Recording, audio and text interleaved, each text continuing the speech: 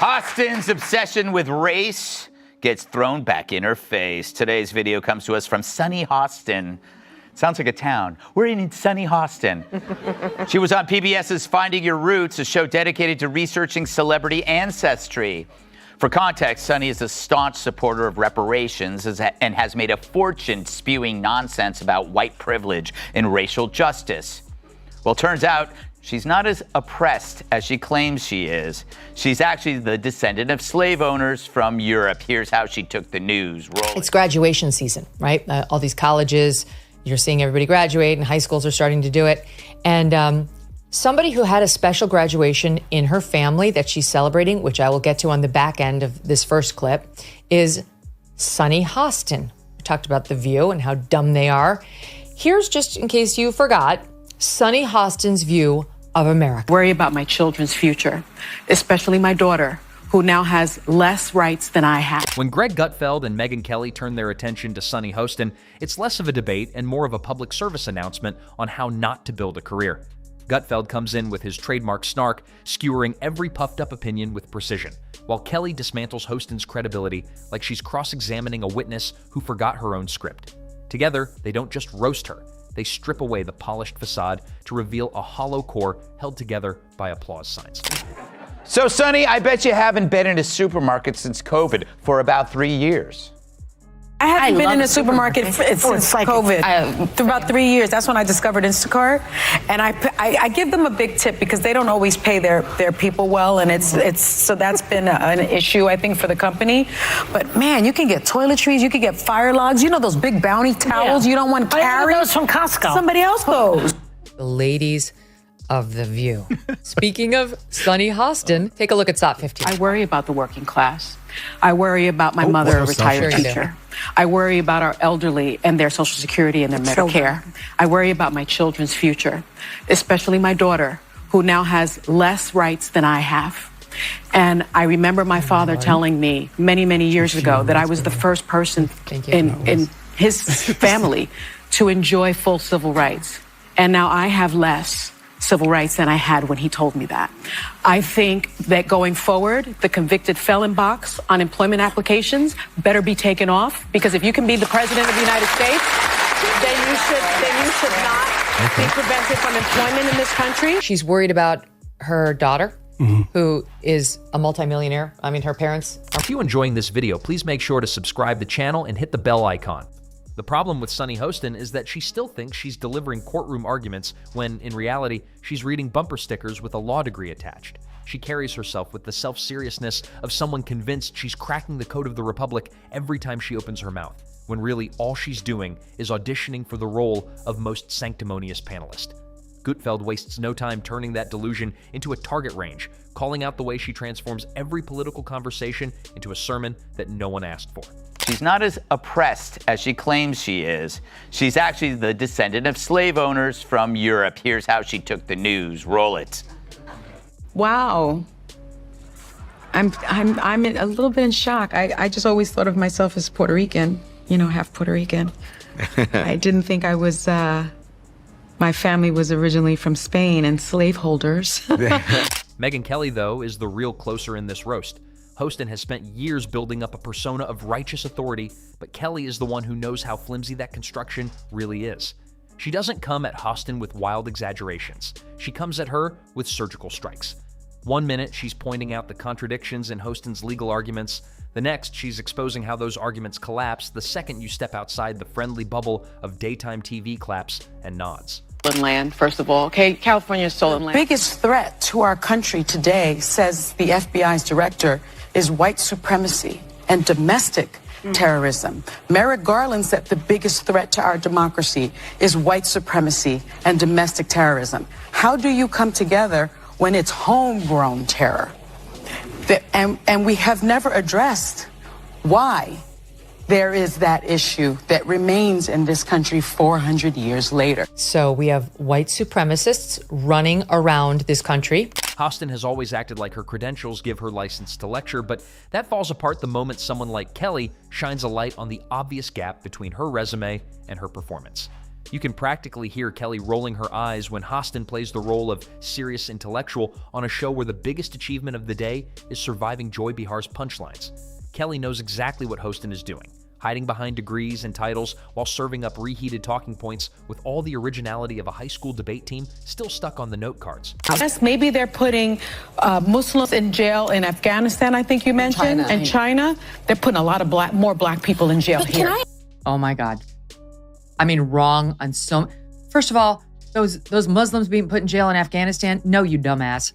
No, it's a genocide happening right now in China with the Uyghur Muslims. It's been very well covered by your own network, madam. If you would just pay attention to the news that doesn't feature your face, you might actually learn something.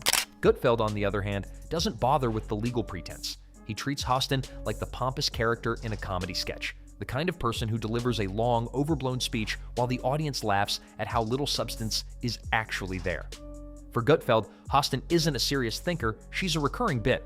The slow delivery, the moral grandstanding, the way she gestures like she's testifying in front of Congress, it's comedy gold to him. He points out that Hostin is the kind of pundit who mistakes verbosity for depth and conviction for correctness. So how are you feeling, my friend? I think it's actually pretty interesting that my husband and I have shared roots. Yeah. So I do appreciate that. And I think it's great for our children to know this information. I guess it's a fact of life that this is how some people made their living, on the backs of others. Fact of life. Interesting change of tune. Kelly doubles down by highlighting how Hostin has become addicted to the safety of a set where no real pushback exists. On The View, her opinions are treated like pearls of wisdom, no matter how flimsy or predictable they are. Kelly relishes exposing that fragility, reminding everyone that authority isn't about sitting at a desk with an audience clapping at your every syllable. It's about being able to stand on your arguments when someone challenges them. But to Gutfeld and Kelly, that self-image is the funniest punchline of all. They don't see a serious analyst, they see a performer desperate to be taken seriously, leaning harder and harder on the crutch of her background to make up for the lack of originality in her commentary. First, I was deeply disappointed. The slave thing is a bummer. It's a bummer. I can't control it. I still believe, I still believe in reparations, by the way, so y'all can stop texting me and emailing me and saying that I'm a white girl and that I don't deserve reparations. Okay, I'm not going to text you or email you, but it's true. Guess there's nothing worse than to find out you're a white woman. She's so disappointed. It's really disappointing. Her mother was white. Oh my The God. shame. Oh my God. Gutfeld compares her to a professor who assigns herself extra credit for being the smartest person in the class, while Kelly paints her as a lawyer who keeps losing cases but insists that winning isn't really the point. Together, they demolish the pretense that Hostin brings anything new to the table. The irony is that Hostin often tries to project empathy and moral clarity, but it comes across as hollow because she delivers it from a perch of elitism. And that's exactly why people outside the bubble tune her out. Gutfeld has a field day mocking the theatrics. He breaks down her delivery style, from the pauses that suggest gravitas to the over-enunciated phrases meant to sound profound. To him, it's not brilliance, it's branding. Well, never mind all that stuff, because COVID also taught Sunny Hostin how to get her groceries delivered. Yeah, I know, amazing. But that means it's time for... Living your life and you're feeling low. You don't know what is true. You don't know what's true. So you quick flip through the channels to watch Sunny on The View. Oh my God, the stuff she says is dumb. Where the hell they get this woman from? She's a host who's always crass and... He turns her legalistic style into a punchline, joking that listening to Hostin is like sitting through a closing argument in a case where the jury already left for lunch. He portrays her not as a thought leader, but as a parody of one, someone who mistakes her own dramatic flair for insight. It's that those positions often change depending on the political winds.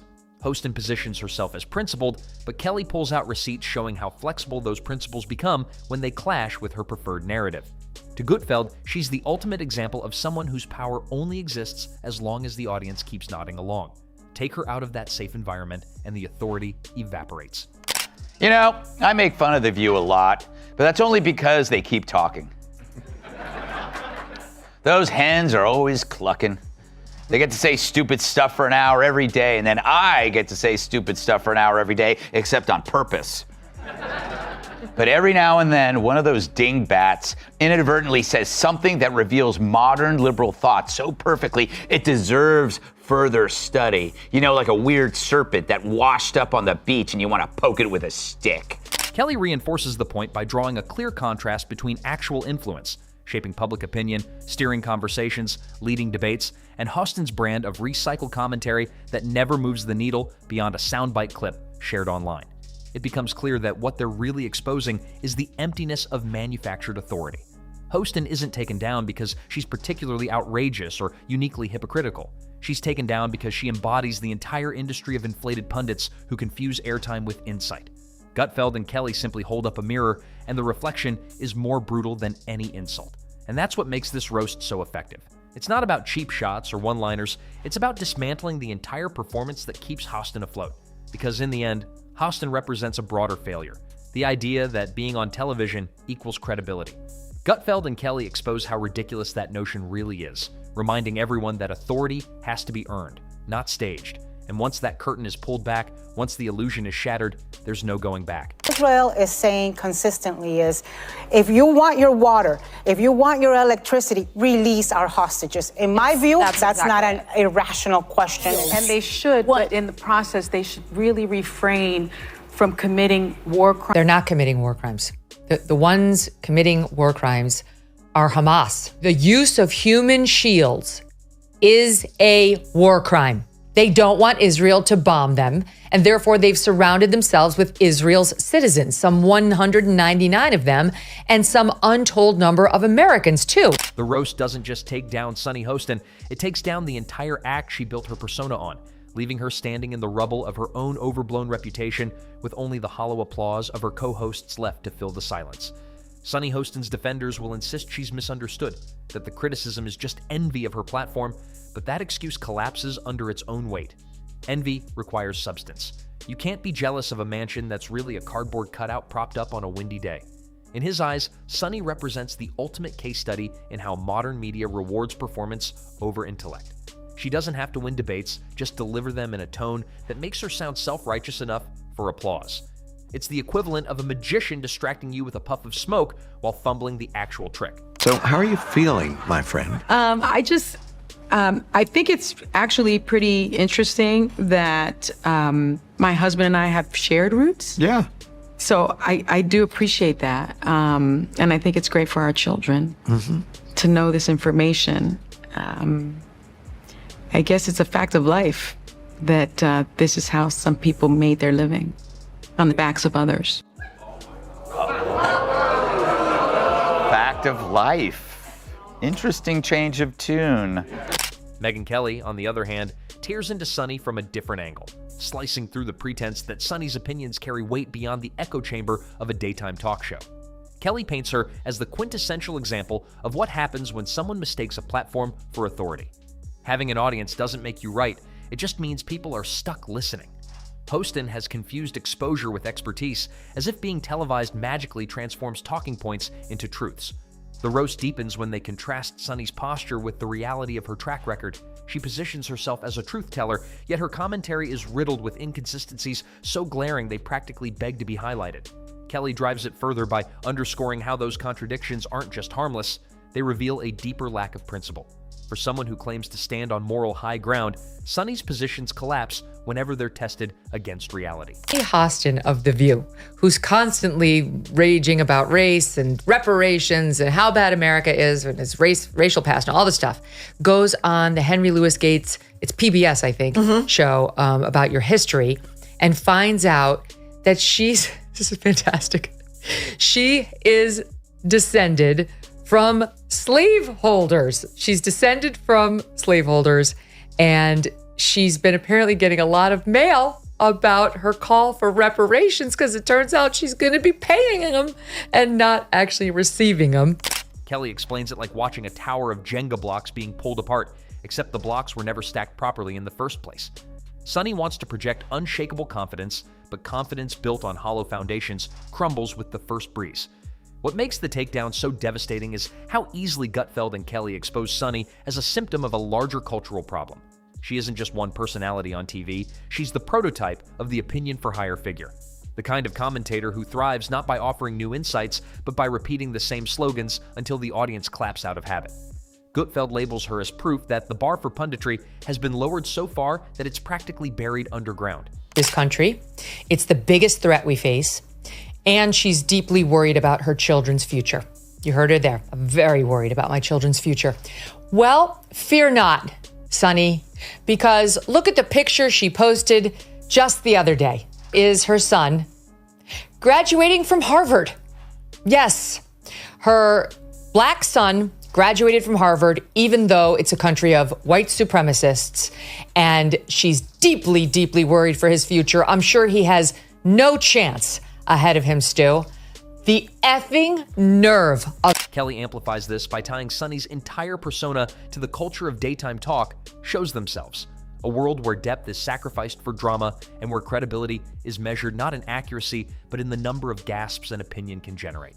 Sunny thrives in that ecosystem because she never risks substance. She just recycles what the audience expects to hear. That's not bravery, Kelly points out. It's a business model built on pandering, and that's the ultimate gut punch. Sunny Hostin has spent years carefully packaging herself as a fearless truth teller, a woman unafraid to take on uncomfortable realities and speak the words others supposedly shy away from. They reveal a performer so wrapped up in the sound of her own voice that she's convinced it carries the weight of wisdom, when in fact it collapses under the lightest scrutiny. In their hands, she becomes less a formidable figure and more a textbook case of how the illusion of credibility crumbles when challenged. The result doesn't even feel like a roast anymore. It feels like a full-scale demolition job, leaving nothing but dust where the facade once stood.